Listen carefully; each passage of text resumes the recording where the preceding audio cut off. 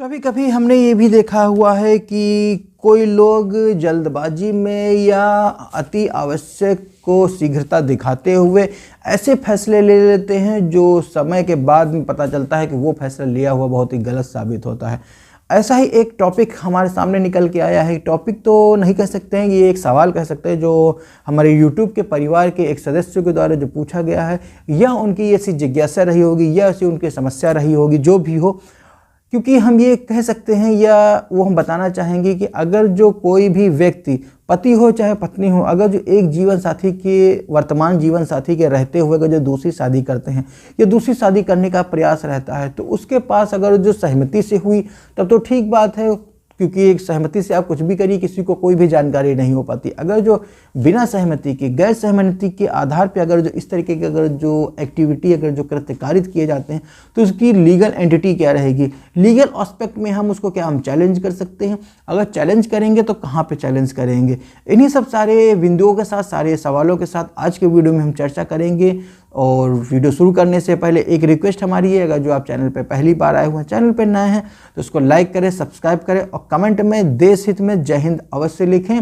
और अगर जो आपकी कोई क्वेरी है, हमसे आप लीगल एडवाइस प्राप्त करना चाहते हैं पर्सनली, तो आप हमसे कॉन्टैक्ट पे संपर्क कर सकते हैं और हमसे आप लीगल एडवाइस भी प्राप्त कर सकते हैं। और मेरा ये प्रयास रहेगा आपके सभी प्रश्नों का मैं सही तरीके से संतुष्ट पूर्वक जवाब दे सकूँ। और जैसा कि मैंने पहले बताया कि इस तरीके की एक्टिविटी अगर जो कारित की जा रही है, पहला जीवन साथी पति हो चाहे पत्नी हो, कोई भी हो, अगर जो जीवित है और वर्तमान में है, अगर जो उसकी सहमति भी नहीं है, अगर जो फिर भी उसके उपरांत भी अगर जो कोई दूसरा पक्ष अगर जो दूसरी शादी करता है, दूसरी शादी करने का प्रयास करता है, तो इस तरीके की शादी की लीगल वैलिडिटी क्या होगी। वैलिडिटी की तो बात बाद में करेंगे, लेकिन क्या इस तरीके की शादी या उसके अधिकार क्या हो गया, क्या वो शादी सही तरीके से संपन्न की जा सकती है, संपन्न होगी तो किस प्रकार होगी। सर्वप्रथम सबसे पहले मैं ये बताना चाहूँगा, अगर जो कोई भी पति या पत्नी जो भी हैं, अगर जो वो जीवित है, अगर जो उनके रहते हुए भी बिना उनकी सहमति के आधार पर दूसरी शादी करने जा रहे हैं या दूसरी शादी करने का प्रयास कर रहे हैं, तो इस तरीके से अगर जो पहले पति या पहले पत्नी को उसका क्या अधिकार होगा। बात करेंगे अगर जो पहली कोई पत्नी है, रहते हुए अगर जो हस्बैंड दूसरी शादी कर रहे हैं और पहली पत्नी को भी ऑब्जेक्शन है कि इस तरीके की शादी ना कर, अगर जो उसके पता चल जाता है या आपकी शादी कर भी ली, वो समय रहते ऑब्जेक्शन नहीं भी किया, तो बाद में उसके पास क्या अधिकार रहेंगे, तो उन अधिकारों को किस तरीके से वो क्लेम करेगी, किस तरीके से वो उसको अडॉप्ट करके अपने अधिकार के लिए उसको जो उसको प्रेयर जो उसने की होगी अपने दावे में, उसको किस तरीके से मिलेगा।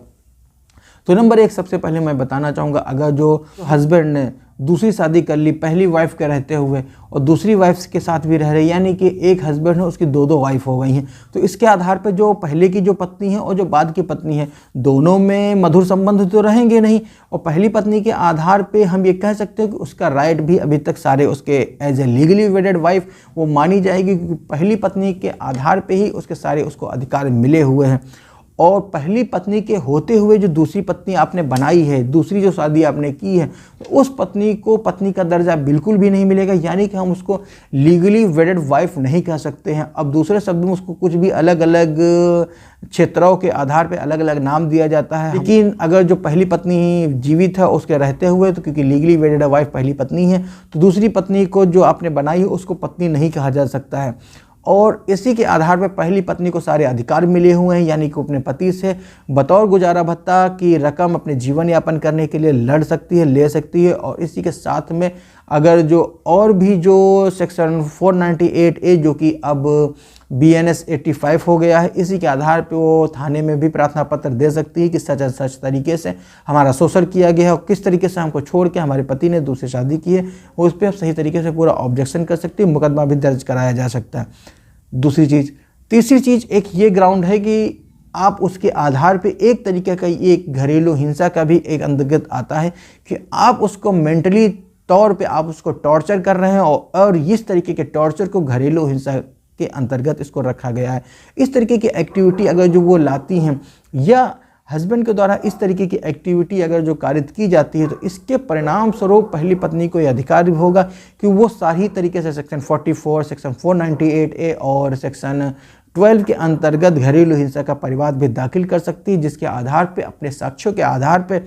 माननीय न्यायालय को संतुष्ट करेगी और माननीय न्यायालय उनके फेवर में आदेश पारित कर देंगे जैसा जो भी प्रेयर होगा। और इसी के अंतर्गत अगर घरेलू हिंसा के अंतर्गत जो वाद प्रस्तुत किए जाएंगे, क्योंकि घरेलू हिंसा का जो एरिया है वो बहुत ब्रॉड है, वो कई क्षेत्रों में उसका क्षेत्र क्योंकि बहुत बड़ा, इसी के आधार पर जो भी जितने भी संबंध हैं, जितनी भी गलतियां होती हैं वो घरेलू हिंसा के अंतर्गत आ जाती हैं। क्योंकि घरेलू हिंसा में अपराध की जो श्रेणी को जो वर्गीकृत किया गया है उसमें मेंटली टॉर्चर को भी किया गया है। क्योंकि सामान्यतः तौर पे ये भी है कि जरूरी नहीं फिजिकली कोई टॉर्चर किया जाए, फिजिकली रूप से उसको मारा पीटा जाए, उसको चोट लगे तभी वो घरेलू हिंसा के अंतर्गत परिवाद दाखिल कर सकती है, ऐसा नहीं है। घरेलू हिंसा का परिवाद दाखिल करने के लिए मेंटली यानी कि मानसिक रूप से अगर जो क्रूरता कारित की जा रही है, मानसिक रूप से अगर जो पत्नी संतुष्ट नहीं है, मानसिक रूप से अगर जो वो सही तरीके से आपके साथ मधुर संबंध के साथ अगर जो दाम्पत्य जीवन यापन नहीं कर रही है, तो इट मीन्स वो भी घरेलू हिंसा का शिकार हो रही है।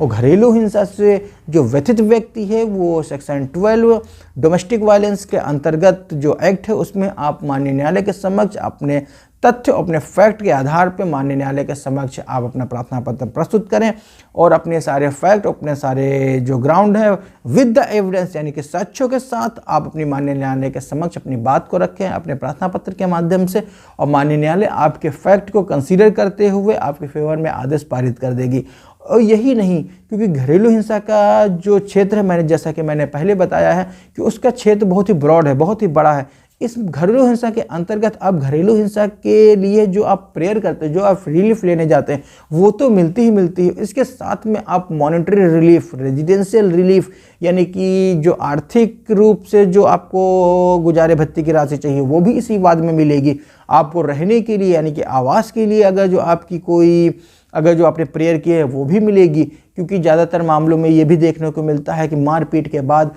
पति के द्वारा पत्नी को घर से बाहर निकाल दिया जाता है, तो पत्नी के द्वारा इसी एक्ट में भी ये क्लेम कर सकती है कि हमको सच एंड सच जो हमारा जो मैरिटल हाउस है, जहां हम विवाह के उपरांत जिस घर में हम रहने के लिए आए हैं वहां हमको ना निकाला जाए, वहां हमको सम्मानपूर्वक उसी घर में हमको रहने के लिए आदेश पारित किया जाए। तो अपने फैक्ट, अपने ग्राउंड के आधार पर पत्नी अगर जो माननीय न्यायालय को सक्षम न्यायालय को अगर जो ये साबित कर ले जाती है अपने साक्ष्यों के आधार पर, माननीय न्यायालय उनके फेवर में आदेश पारित करेगी कि सच एंड सच जो वाइफ है, जो पर्सन है, जो कि व्यथित व्यक्ति है, उसको समुचित जो such and such marital house है जिसमें वो विवाह के उपरांत आई थी और वो उसका वैवाहिता घर यानी कि निवास स्थान यानी कि दूसरे शब्दों में कहें ससुराल कहा जा सकता है, वहाँ उसको रहने का संपूर्ण अधिकार है। उसमें किसी के तरीके से कोई भी हस्तक्षेप नहीं कर सकता है। अगर जो हस्तक्षेप करता है तो वो लॉ के द्वारा दंडित किया जाएगा। ये सभी लोग परिचित हैं इस तथ्य से। और इसी के साथ में हम ये कहना चाहेंगे कि जो आज के विषय में जो एक मैंने बताने का प्रयास किया है कि किस आधार पे अगर जो पहली पत्नी के रहते हुए अगर जो दूसरी पत्नी की अगर जो आपने शादी की है तो दूसरी पत्नी की जो राइट है वो तो बाद में अराइज होते हैं। सबसे पहले सर्वप्रथम पहली पत्नी के राइट वो पहले अराइज होते हैं। सबसे पहले कोर्ट जो न्यायालय है वो पहली पत्नी के अधिकारों को पूर्ण करेगी। इसको जो भी अधिकार मिले हुए हैं लॉ के द्वारा उनको सही तरीके से अंगीकृत करते हुए उनको दिलाने का पूरा प्रयास करती है। क्योंकि जब सही तरीके से सही लॉ को फॉलो करते हुए जो भी पर्सन अगर जो माननीय न्यायालय के समक्ष उपस्थित होता है तो वो उसकी प्रेयर अवश्य मानी जाती है अगर जो उसके एविडेंस के द्वारा उसके फैक्ट अगर जो साबित होते हैं।